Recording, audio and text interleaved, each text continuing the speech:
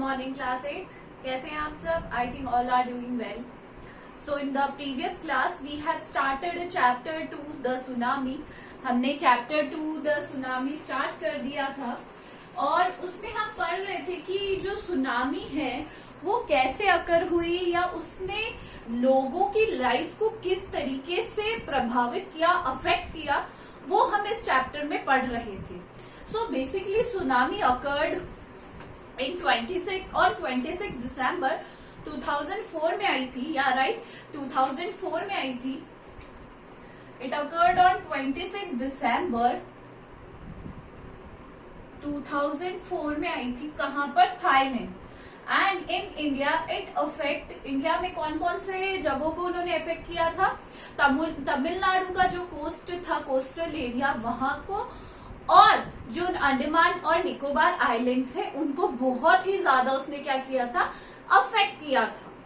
So in this lecture we will continue the same topic. हम same topic continue करेंगे आज भी, और हम पढ़ेंगे कि किस तरीके से आगे इंसिडेंट्स से, कि छोटी छोटी चीजों से लोगों की लाइफ कैसे अफेक्ट हुई. कि सुनामी आई तो ऐसा नहीं है कि लोगों की लाइफ वापस नॉर्मल हो गई हो, या बहुत लोगों ने कुछ ना कुछ ऐसा फेस किया होगा. तो हमने लास्ट टाइम इग्निशियस की स्टोरी पढ़ी थी कि उसकी वाइफ ने उसे उठाया एंड शी फेल्ट अर्थक्वेक. उन्हें अर्थक्वेक, भूकंप के थोड़े से झटके महसूस हुए थे उनकी वाइफ को. तो शी वेक हिम अप. उन्होंने उसे, अपने हस्बैंड को उठाया, और उसके हस्बैंड ने क्या किया? इग्निशियस ने व्हाट ही डिड, जितना भी हैवी सामान था उसे उठाकर कहाँ? नीचे रख दिया, ताकि वो गिरे नहीं किसी के ऊपर, and they will not break also, टूटे भी नहीं. फिर उसके बाद दे स्टार्टेड रनिंग एंड उन्होंने अपनी फैमिली का हाथ पकड़ रखा था. बट थोड़ी देर बाद में जो तेज जो बहाव था उस सुनामी का, वो उनके साथ उनकी पूरी फैमिली को ले गया था. आज हम पढ़ेंगे संजीव की story. Sanjeev was a policeman. Sanjeev कौन था? एक पुलिसमैन था. Serving in the Katchal island of Nicobar group of island. जैसे उसकी ड्यूटी कहाँ थी? कच्छौल में, that is in Nicobar islands, right. He somehow managed to save himself. Somehow मतलब होता है कैसे न कैसे, मतलब उसने कैसे न कैसे अपने आप को बचा लिया. But if himself, his wife and his baby daughter from the waves. मतलब उसने अपनी वाइफ को, खुद को, और उसकी जो डॉटर थी उसे कैसे न कैसे बचा लिया, है ना. कैसे ना कैसे मतलब कहीं हाइड होकर, या फिर कहीं भी छुपकर, कहीं भी, या अपने आप को कहीं कोई भारी चीज को पकड़कर उसने अपनी फैमिली को तो बचा लिया. But then he heard cries for help. But जैसे ही उसने देखा, उसे सुनाई दी हेल्प के लिए, किसी कोई चीख रहा था. हेल्प मतलब मदद के लिए. From the wife of John the guest house cook. कौन थी वो? वाइफ थी जॉन की, जो गेस्ट हाउस का कुक था, रसोईया था.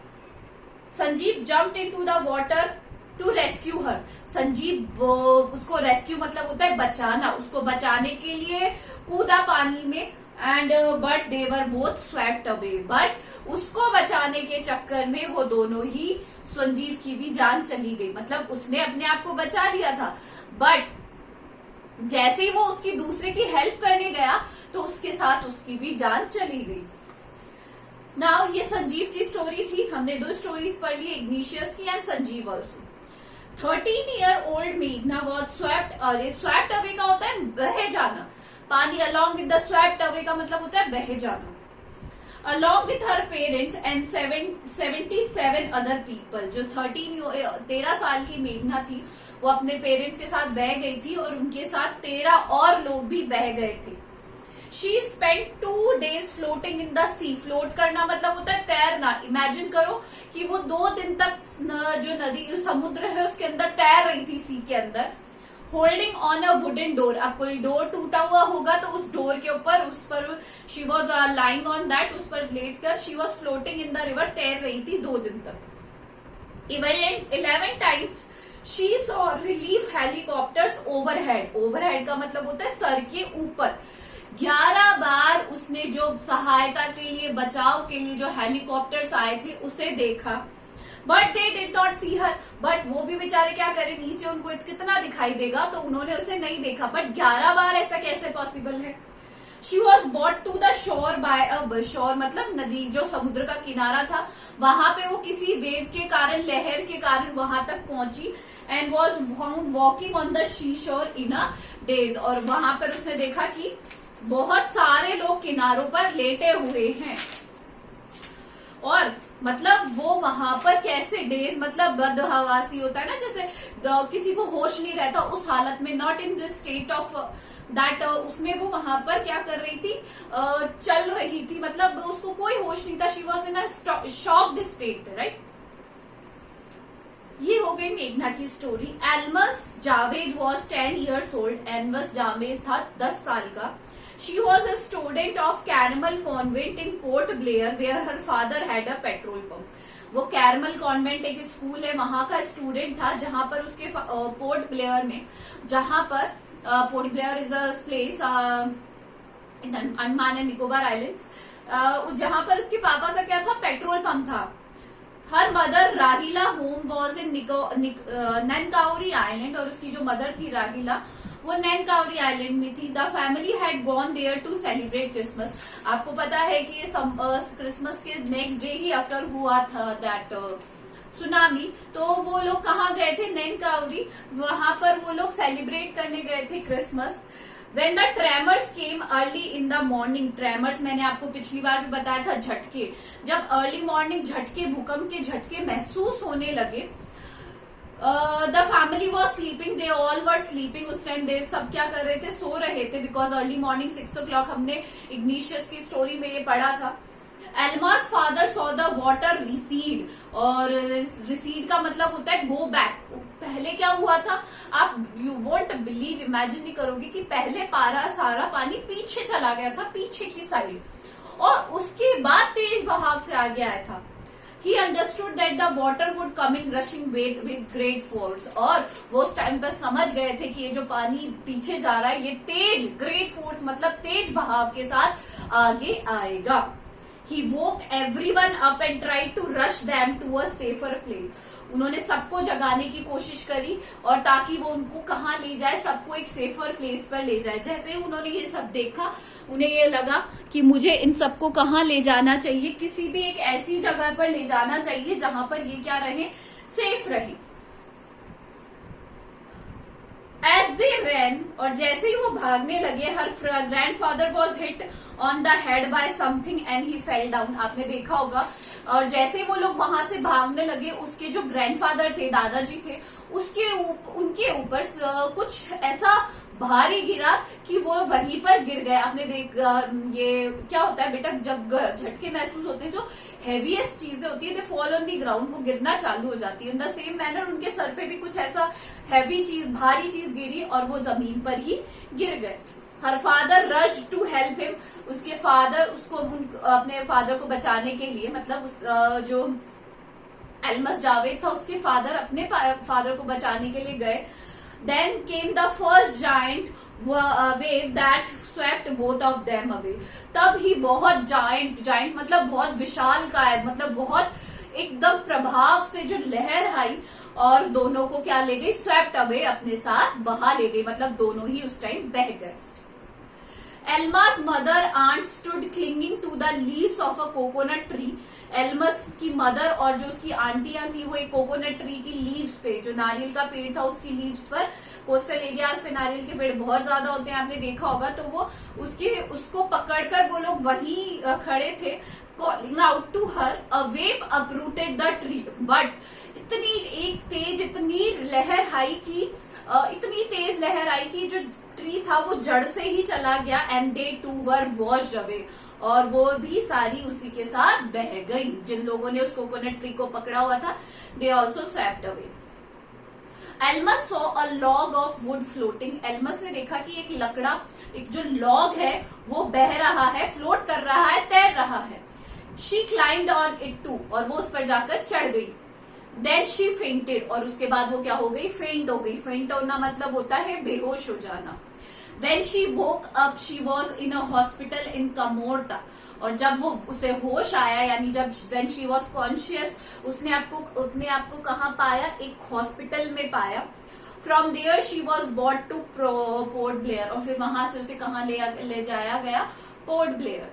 The little girl does not want to talk about the incident with anyone. जो छोटी बच्ची थी वो किसी से भी इस इंसिडेंट मतलब घटना के बारे में किसी से भी बात नहीं करना चाहती थी। शी वॉज स्टिल ट्रॉमेटाइज मतलब होता है एक डीप शॉक में, बहुत ही डीप उसे क्या लगा था, सदमा लगा था, बिकॉज उसके पेरेंट्स भी बह गए थे, सब चले गए थे, तो उसे बहुत, शी वॉज हाईली ट्रॉमेटाइज्ड, उसे बहुत ज्यादा अपने पेरेंट्स के लिए क्या लग रहा था, बुरा लग रहा था, and she did not want to talk about it.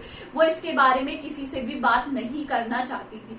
तो बहुत सारे लोगों की लाइफ इफेक्ट हुई थी इस एक इंसिडेंट के कारण, बहुत ज्यादा लोगों की। तो आज हम यही तक करेंगे। आई am giving you the hard words, do it in your copies, right.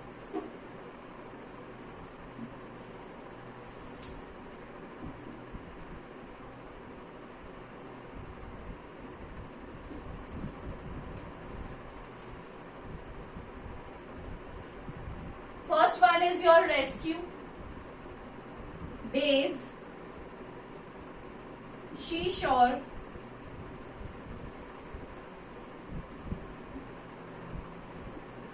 overhead,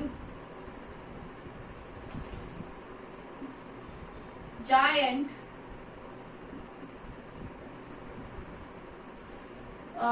force, clinging, floating, fainted, and traumatized.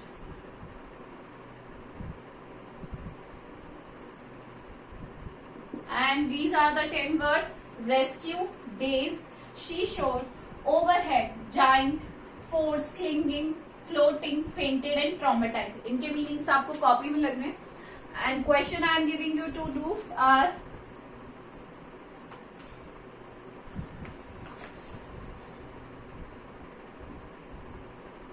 who was Sanjeev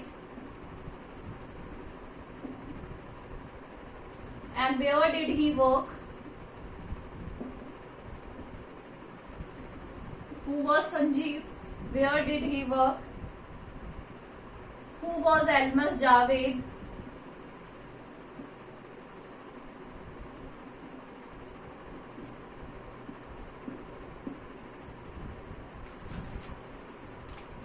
What happened to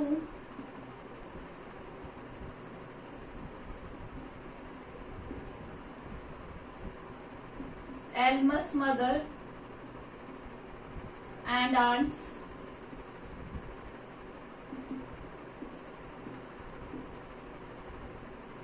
Where was Almas when she woke up? So आपको 10 मैंने hard word दिए हैं और 3-4 question है। Who was Sanjeev? Where did he work? Second question is who was Almas Javed? Third question is what happened to Almas' mother and aunts? And question number 4 is where was Almas when she woke up? So ये सारे आपको copy में करने हैं and many of you are not sending me your work. बहुत सारे बच्चे ऐसे जो मुझे वर्क नहीं भेज रहे हैं। Kindly send your work on time to me, otherwise I won't check your copies. This is all for today. Thank you.